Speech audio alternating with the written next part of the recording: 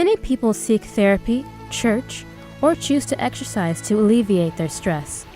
But have you ever stopped to think, how does someone handle things that may stress you out, on top of their own stress?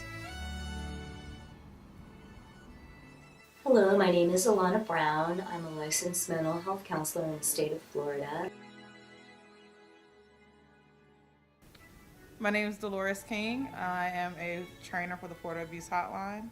Hello, my name is Dorcas Solomon. I'm an abuse counselor for the Department of Children and Families.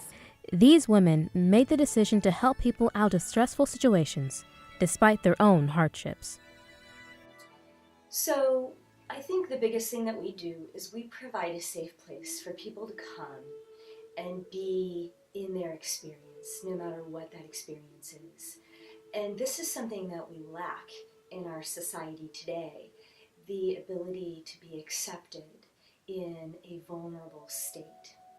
Being a people's person, I would say a great communicator. You have to be able to communicate. You have to be able to have great listening skills as well as typing skills. Um, I would say just have compassion. Just have compassion. And as we were taught in training, take one call at a time. That's all you can do. No call is the same. Every phone call is different. So just take one phone call at a time. When you can see a difficulty, when you can experience a trauma and you can transcend it, and you can move beyond it, then you become, I think, a unique type of stable element that other people can relate to and draw from. Someone who specializes in hearing situations exactly like what they are experiencing and can give them some validation that they're not alone and also show them that there's a way out. I never thought that I would actually become a counselor for the Florida Abuse Hotline. I've always had a passion to help, starting at a very young age. But after became a teacher here in Leon County, I saw the children that were being impacted as a result of abuse and neglect. Um, and I used to go home and it used to really bother me to see parents just neglect their children. I always want a line of work where I could help somebody or to help people. I am a mother, so my heart does go out to children as well. But I always wanted to help others. I would want to know what took me so long to find this job, because this is the job I think that is meant for me. Um, Advocating on behalf of children and vulnerable adults is really big. It's become a really big passion in my life that I didn't even realize that I actually had. I knew I loved kids and vulnerable adults, but to become an advocate for children that you don't know, don't have never even seen before is different. I had a really pivotal experience with a therapist when I was in high school. I had a rough life and I really needed somebody to talk to. And that person really turned me from somebody who was not succeeding in high school, was not doing well, and certainly didn't want to live. And just her presence, just her willingness to be there and hear my story made me go from failing high school to the president's list, or what do they call it, the principal's list? Mm-hmm. Making pretty close to straight A's and being really excited about going to school, being really excited about learning, being really excited about my life. And so it was another therapist that really showed me the potential of what could happen when one person chooses to make a difference in other people's life. And I wanted to be a part of that. If you were plagued with life situations that you knew were disheartening and would stick with you for the rest of your life, do you think you would ever put that aside to help people out of similar or worse situations? I've grown up with DCF around me so much. I have family members who are former CPI supervisors, so I know what the job entails. I know what to expect. For some people, they have no idea what to expect when they sign up for this job as a counselor. I don't think a counselor is cut out for everybody. Um, everybody cannot communicate well. Everybody does not listen well. Everybody does not take good note taking, I feel. And your heart has to be in it. If your heart is not in it and you don't, you're not possessing the listening qualities and communication qualities, no, you're not cut out for it. No, I think we're cut from our own block of cloth. Absolutely. Not everyone can do what I do. Um, because, like I said, you have to have done quite a bit of work on yourself before you can take on other people's burdens and other people's pain. There's a lot of stuff that comes out in this room. And there's a lot of people who really don't know the difference between empathy, sympathy, and compassion. How do you be with someone as they talk about their experiences without absorbing them? There are a lot of stories that I really couldn't write a book about or do case studies on or talk to other people who aren't specifically professionals because they'll be traumatized by that third retelling of the story.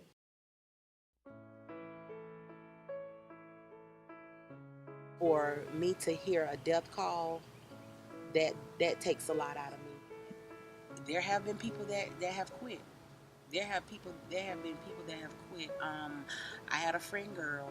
She had a death call from a child where the father was intoxicated under the influence of alcohol, and he was under the influence of prescription drugs. And I'm pretty sure nowadays things hasn't changed. When I was a mom, but you're not supposed to sleep in the bed with the baby.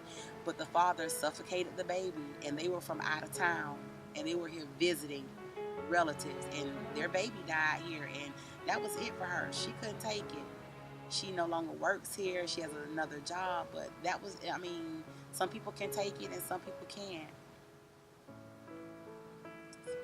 I've received death calls, but as a trainer, I also have to teach my trainees how to experience that phone call, what they're going to experience during traumatic phone calls, because people aren't calling the Florida Abuse Hotline for Disney World tickets, if that makes sense. They're normally calling for some sort of emergency or family tragedy or family dynamics or situation that is out of control.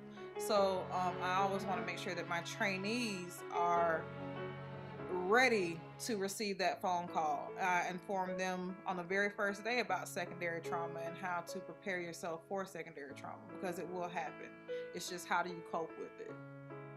A month ago, I was it had me questioning if I wanted to remain in this position or remain with the company. But a month ago, um, a school called, and a child in middle school called and said that her mom was abusing heroin very badly, and she was starting to prostitute out the little girl, and she was even having the little girl having to sleep with her 15-year-old brother as well as her stepfather.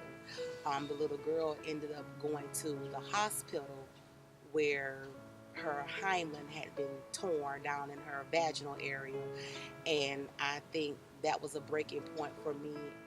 But I had to use my higher power, to consult with my higher power, to find out if this is where I really really wanted to be, because a lot of things you do here as counselors, we don't know what happens after we get off the phone.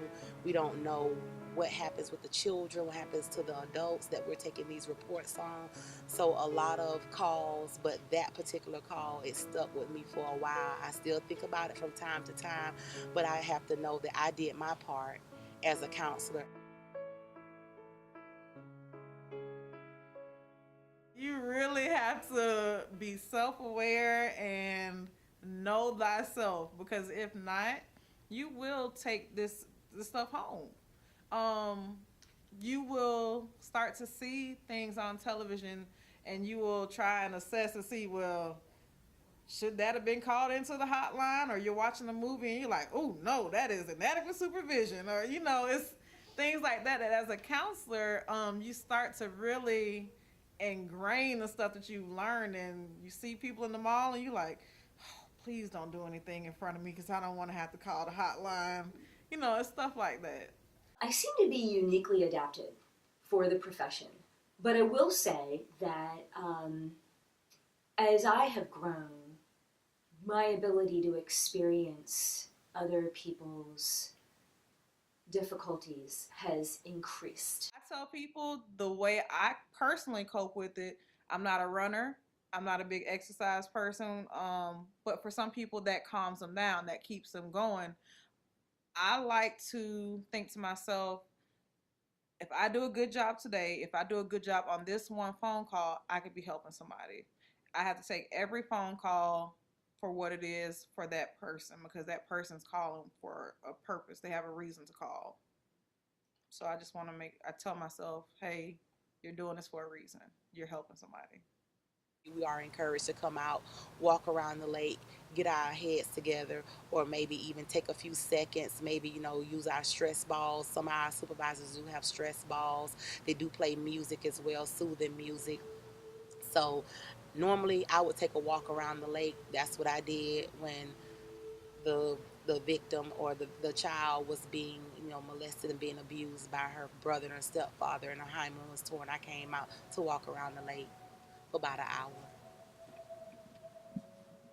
And I'm not going to say that I don't have any feelings or any compassion, but dealing with this job, it has to be kind of like, in a sense, like water on a duck's back. It has to roll off. You can't let it affect you because you won't be able to, you know, get your job done.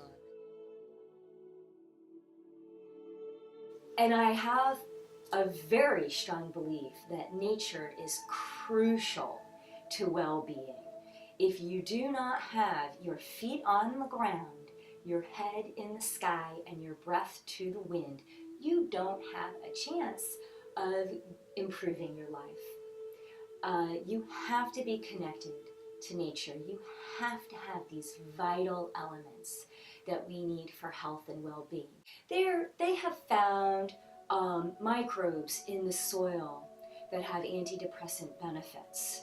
They have found that when you walk barefoot on the ground, there's an electromagnetic frequency of the earth that can impact your own electromagnetic frequency and make it less chaotic and more smooth and more harmonious. It's a very intense dynamic.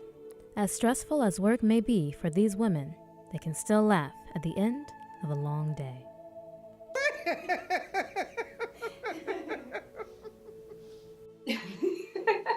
I can't go anywhere.